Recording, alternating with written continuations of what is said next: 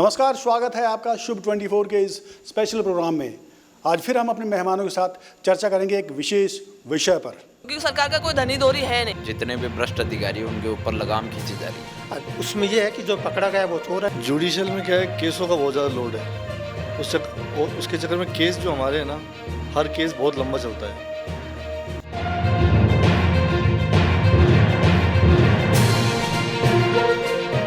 एक और प्रशासनिक अधिकारी आज एसीबी की ट्रैप में आए हैं। इससे पहले भी 12 के जो कलेक्टर हैं उनको एसीबी के ट्रैप में आ चुके हैं। 2 आरएएस जो अधिकारी हैं वो दौसा में पकड़े गए हैं। दौसा के पूर्व एसपी वो इस वक्त एसीबी के गिरफ्तारी में चल रहे हैं। रिमांड पर आज उनकी अवधि समाप्त होनी है। हमारे साथ आज हम इस शुभ 24 के स्पेशल एपिसोड में हम इसी पर हम चर्चा करेंगे। हमारे साथ विशेषज्ञ मौजूद हैं, उनसे आपका परिचय करवा दूं। अंजू मिश्रा जी हैं जो बीजेपी नेत्री हैं, महिला मोर्चा में हैं। आप जगमाल जी हैं जो वरिष्ठ पुलिस अधिकारी रहे हैं। आप विक्रम जी हैं, अधिवक्ता हैं। और आप सुमित मिश्रा जी हैं जो कांग्रेस से इनका जुड़ाव रहा है। तो इनसे शुरुआत करते हुए सबसे पहले अंजू जी आपसे बात करेंगे कि किस तरह से आप इसको देखती हैं कि एक के बाद एक ट्रैप तो बीजेपी शासन में भी हुआ करते थे, लेकिन इस वक्त संख्या उनकी ज़्यादा बढ़ गई है या भ्रष्टाचार ज़्यादा बढ़ गया है? देखिए, भ्रष्टाचार के मामले राजस्थान में बहुत बढ़ गए हैं पिछले 2 साल से। आप जो इंडेक्स देखेंगे भ्रष्टाचार का, उसमें राजस्थान टॉप पर है और निसंदेह भ्रष्टाचार के मामले बढ़े हैं। और क्योंकि सरकार का कोई धनी दोरी है नहीं, गृह मंत्री जी, मुख्यमंत्री खुद ही हैं, उनके पास कार्यभार इतना ज़्यादा है, वो अपनी कुर्सी बचाने में व्यस्त हैं। तो भ्रष्टाचार के मामले बढ़ रहे हैं और जब कोई चीज़ बढ़ती है तो वो यकायक सामने भी आती है। अगर अपन जैसे भी कोरोना के मामले बढ़ रहे थे तो विस्फोट होता ही होता है। वही स्थिति इस समय भ्रष्टाचार के मामलों की है। 2018 में वसुंधरा सरकार जब थी भाजपा की, तो 372 मामले कुल भ्रष्टाचार के सामने आए थे जिन पे कार्रवाई हुई थी। और इसमें 2019 में 532 मामले आ चुके हैं और 20 में उससे भी ज़्यादा है। 21 की शुरुआत में तो आप देख ही रहे हैं, धमाकेदार शुरुआत हुई है। तो भ्रष्टाचार निसंदेह बढ़ा है राजस्थान में, इसमें कोई शक नहीं है।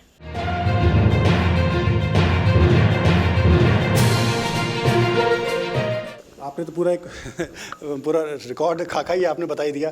आप सुमित जी, आपसे पूछेंगे, आपकी सरकार में आते ही भ्रष्टाचार बढ़ गया? ऐसा कोई कुछ नहीं है। सरकार की मंशा साफ है। आप देख रहे हैं जितने भी भ्रष्ट अधिकारी उनके ऊपर लगाम खींची जा रही है और जितने भी भ्रष्ट अधिकारी हैं उनको तुरंत से कार्रवाई भी हो रही है, गिरफ्तार भी किया जा रहा है। जो पिंकी मीणा जी और जो पुष्कर मित्तल जी, मनीष अग्रवाल जी, इंद्रजीत सिंह जी राव, जो भी आरएएस आईएएस जो पकड़े गए हैं, सरकार की मंशा साफ होती है तभी तो वो अरेस्ट हो रहे हैं। अगर सरकार का कहीं ना कहीं इनमें वो दोष होता तो इनके ऊपर कार्रवाई क्यों होती? तो इसमें सरकार का गहलोत साहब बहुत खुद इस मामले में बड़े साफ सुथरे हैं और आप सब जानते हैं उनकी तो गांधीवादी विचारधारा के आदमी हैं।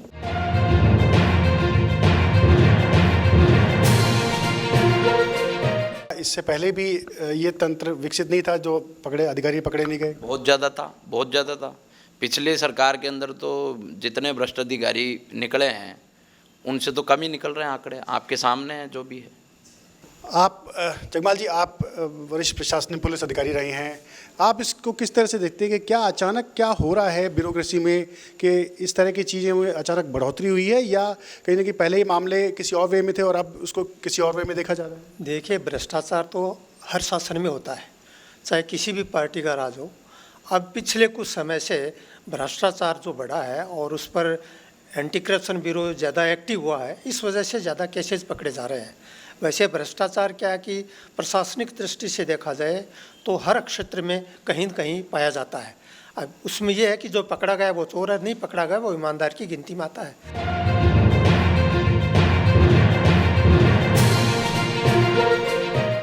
लेकिन ये वास्तव में सही है कि इन दिनों जिस तरह से एसीडी एक्टिव है, उससे लगता है कि भ्रष्टाचार में बढ़ोतरी हुई है निश्चित रूप से। अब क्योंकि भ्रष्टाचार के मामले लगातार बढ़ रहे हैं, लेकिन जब सज़ा की बात आती है तो पिछले कुछ समय के हमने जब मुकदमों का अगर रिजल्ट देखें या उनके न्यायालयों के फैसले देखें तो उसमें कहीं ना कहीं इन पर शिकंजा जो है वो कसता हुआ वो दिखाई नहीं दे रहा है। आप विक्रम जी वकालत से जुड़े हुए हैं, आप भी इस तरह को, क्या वजह है कि जब इतना एसीबी या इतनी सारी एजेंसीज एक्टिव होने के बावजूद रिश्वतखोर जो हैं, जब उन पर शिकंजा कसने की बात आती है या उनको जब न्याय की बात आती है तो वो छूट जाते हैं या बच के निकल जाते हैं? जुडिशल में क्या है, केसों का बहुत ज़्यादा लोड है। उसके चक्कर में केस जो हमारे हैं ना, हर केस बहुत लंबा चलता है और उससे न्याय नहीं मिल पाता केस में। भ्रष्टाचार इसलिए बढ़ रहा है, जो भी भ्रष्टाचार करता है वो महीने 2 महीने बाद बेल आउट हो जाता है, फिर वो केस 5 साल 10 साल तक खींचते हैं। लास्ट में खींचने के बाद भी ज़्यादातर केसों में डाउट्स के तौर पे रिहा हो जाते हैं, इसलिए भ्रष्टाचार ज़्यादा बढ़ रहा है।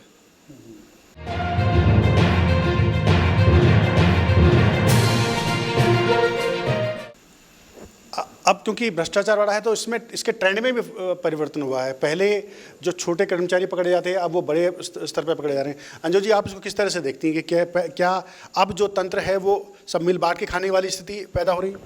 बिल्कुल मिल बांट के खाने वाली स्थिति लग रही है। जैसे कहते हैं पहले छोटी मछलियां पकड़ में आ रही थी, अब मगरमच्छ पकड़ में आ रहे हैं। अभी आयकर विभाग ने जयपुर में ज्वेलर्स के यहाँ छापेमारी की थी और वो शायद भारत की सबसे बड़ी बताया जा रहा है कर की हेराफेरी का मामला है। तो एक ये नैतिक मूल्यों में भी गिरावट इसका कारण है, जो भ्रष्टाचार के मामले बढ़े हैं। और दूसरे, जब ऊपर से कोई तंत्र ढीला होता है तो आदमी को एक छूट होती है कि हाँ भाई चल रहा है जब तक चल रहा है, लेकिन जिस दिन पकड़ जाते हैं तो फिर वो इधर उधर एक दूसरे पे।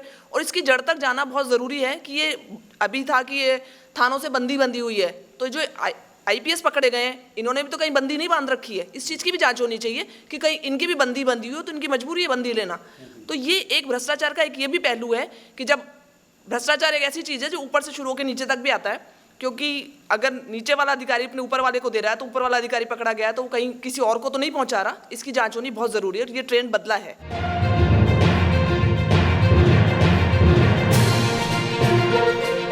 देखिए, सरकारी एजेंसीज कोई भी हो वो ईमानदारी से काम करना चाहती हैं, जब और उनका काम है प्रशासन गुड गवर्नेंस देना।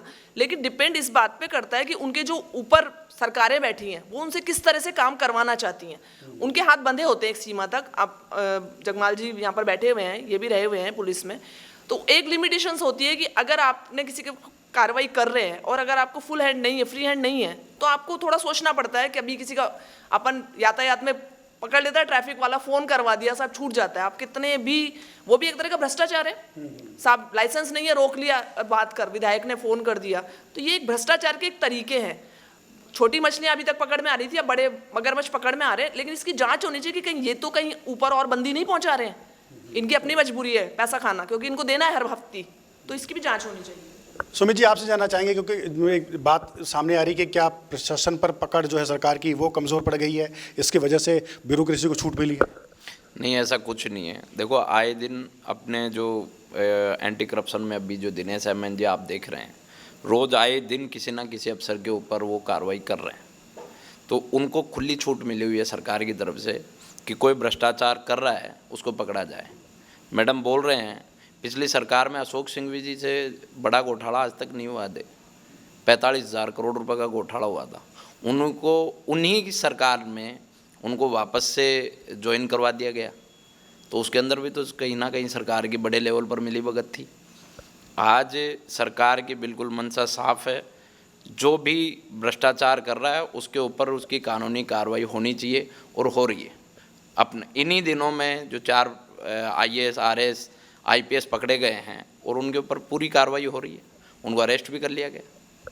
जगमाल जी, क्या इस तंत्र पर रोक लगाए जाने का कोई तरीका हो सकता है कि आम जन को ये कब भ्रष्टाचार मुक्त शासन, ये बीजेपी, ये खासकर पॉलिटिकल पार्टीज अपने चुनावी वादों में करती हैं, क्या ऐसा पॉसिबल है? देखिए, इस मामले में आम जन को जागरूक होना पड़ेगा। और जब मेरा कोई काम नहीं होता तो मैं हायर अथॉरिटी के पास जाऊं, मैं रिश्वत देने के लिए बाध्य नहीं हूं।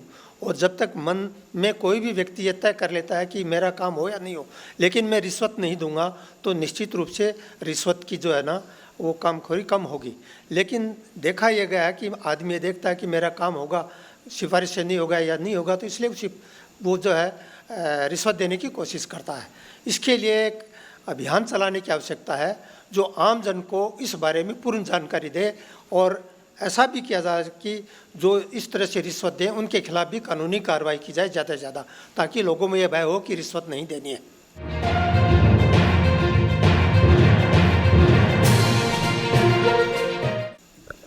विक्रम जी, आप क्या इस तरह से जैसे RTI एक्टिविस्ट शुरू हुए हैं समाज में और आंदोलन, सामाजिक जो कार्यकर्ता हैं वो भी इसके प्रति एकजुट हुए हैं, क्या इससे भी कुछ उम्मीद की किरण आपको दिखाई दे रही है आगे आने वाले भविष्य? हाँ, इससे क्या है, कानून थोड़ा सख्त भी हो रहा है और हर आदमी जागृत हो रहा है। हमारे जो कानून की लीगल जो है ये भी जन जन तक पहुंचाया जा रहा है। एडीआर सेंटर बनाए जा रहे हैं सुप्रीम कोर्ट हाई कोर्ट के द्वारा, ताकि विधिक सहायता के तौर पे भी और विधिक नॉलेज हर एक आम आदमी तक पहुंचे जाए कि रिश्वत से कैसे बचा जाए, और रिश्वत का कोई डिमांड करता है तो उसकी शिकायत करी जाए। शिकायत के भी सरकार ने भी बना रखे हैं कानूनी तौर पे भी, एक बार आप शिकायत करो अगर ऐसी कोई बात है तो उसके सब समस्याओं का हल है।